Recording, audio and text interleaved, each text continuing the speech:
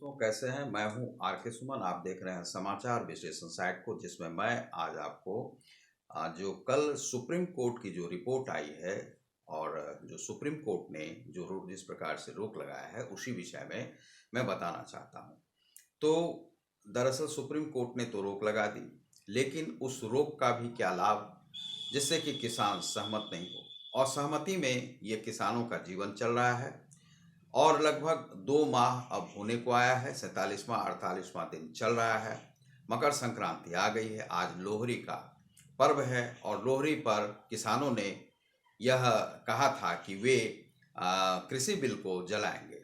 यह जो है देश के रहने वाले नागरिकों की यह स्थिति है। किसानों को चूंकि समझदारी यदि थोड़ी भी होती तो वे इसे अपना देश मानते और अपने देश में किस प्रकार से रहना चाहिए वे यह समझते, लेकिन वे कृषि बिल को जलाना चाह रहे हैं और वहां से वे असहमति बताए हैं। जो 4 व्यक्तियों की जो कमेटी बनाई गई है उससे भी असहमति जताई है इन लोगों ने।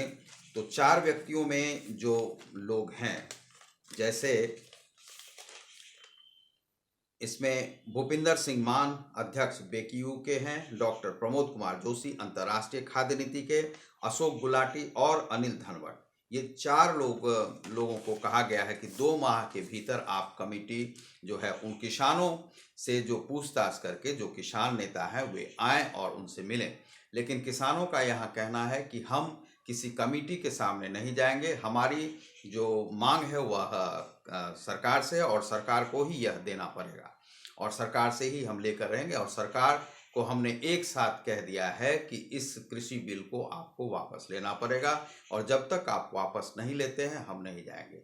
इसके बाद जो दूसरी बात आई है, जो योगेंद्र यादव ने कहा है कि किसान वापस नहीं जाएंगे जब तक इस बिल को वापस नहीं लिया जाता है।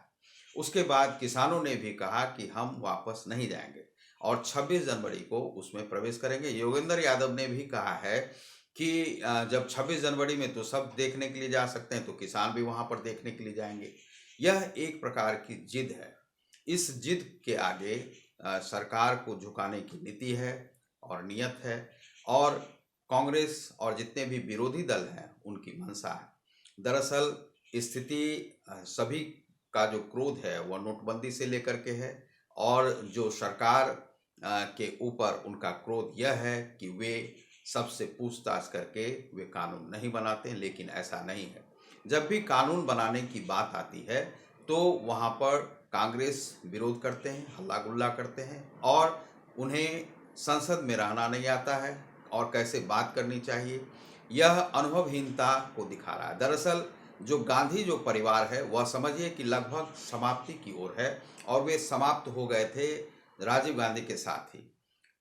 जो गांधी का जो परिवार है, नेहरू जी प्रधानमंत्री बने, नेहरू जी के बाद आपको इंदिरा गांधी बनी। इंदिरा गांधी जो है एसेसिनेशन में मारी गई। उसके बाद जो राजीव गांधी प्रधानमंत्री बने वे भी एसेसिनेशन में मारे गए और उसके बाद अब राहुल गांधी और सोनिया गांधी की जो है वे राजनीति में आ तो गई हैं, लेकिन उनमें उनमें अनुभव नहीं है क्योंकि सोनिया गांधी के पास तो राजनीति का तनिक भी अनुभव नहीं है।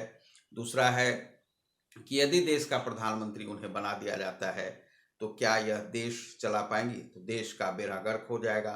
दूसरा है कि राहुल गांधी ही यदि बनना चाहते हैं तो किसी इस प्रकार का कोई अनुभव वाले व्यक्ति जिस प्रकार से राजनीति करते हैं उस प्रकार की सूचना वे नहीं दे पाते हैं, संकेत भी नहीं मिलता है और देश के नागरिकों को भी यह संकेत नहीं मिलता है।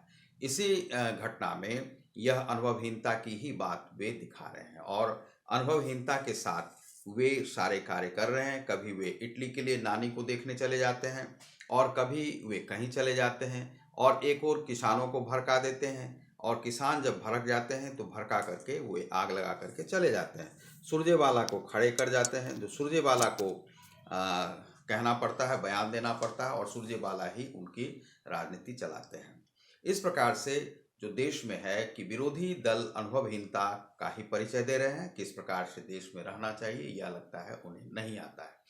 एक अच्छे नागरिक का कर्तव्य होता है, आप आंदोलन कर सकते हैं, लेकिन आंदोलन की एक वजह होती है, उद्देश्य होता है। किसी भी कार्य के पीछे कारण छिपा होता है और कारण को आप जब नहीं बता पाते हैं, यहाँ पर उनका कहना है किसानों के नेताओं का कि इस बिल को वापस लें, और इस बिल को क्यों वापस लें वह नहीं बताया जा रहा है।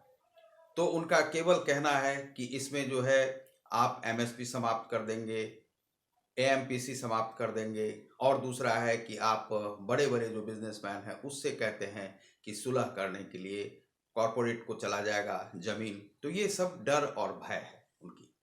मान लीजिए कि यह जो बड़े बड़े जो बिजनेसमैन से जो सुलह करने की बात आई है कॉरपोरेट जगत से, तो इस कानून को हो सकता है कि समाप्त यदि कर दिया जाए, एक कानून को तो समाप्त किया जा सकता है। उसके बाद रही एमएसपी की बात, तो एमएसपी जो है वह सरकार ने कह ही दिया है कि लागू रहेगा। तो उसमें जो अभी भी जो है सो 6% तक सरकार के पास पहुंचती है, और 45 लाख टन जो है बिहार में जो अनाज खरीदी करनी थी, तो उसमें 28 लाख टन अभी तक खरीदे जा चुके हैं। बहुत जगह पर खरीदी हो चुकी है एमएसपी की दर से। तो एमएसपी की दर में भी एक सुधार सरकार को यह करना चाहिए कि एक न्यूनतम दर बनाएं और एक अधिकतम, क्योंकि आप यदि अधिकतम दर नहीं बनाते हैं, तय नहीं करते हैं, तो महंगाई बहुत ज़्यादा बढ़ जाएगी। इसीलिए आप उसमें एक न्यूनतम दर रखें। न्यूनतम दर में जैसे मान लीजिए कि मंडियों में भी आप बेच सकते हैं, तो मंडी में आप मान लीजिए कि अभी यदि 1800 पे सरकार खरीद रही है, तो 1200 से आप उसे शुरू कीजिए या 1300 से शुरू कीजिए। तो न्यूनतम दर 1300 हुआ, और अधिकतम दर जो है सो उसमें 2000-1900 के आसपास उसे आप फिक्स करें इस प्रकार से। तो न्यूनतम और अधिकतम के बीच में ही आप बेचें, यह दर हो। और कॉरपोरेट जगत से यदि किसानों को नहीं लग रहा है कि वह किसान उनसे निपट पाएंगे, सुलह हो पाएगी कॉरपोरेट जगत से, तो उस कानून को, जो दूसरा बीच का कानून है, उसे हटा दिया जाए और 2 कानून को रहने दिया जाए। इस प्रकार से किया जा सकता है।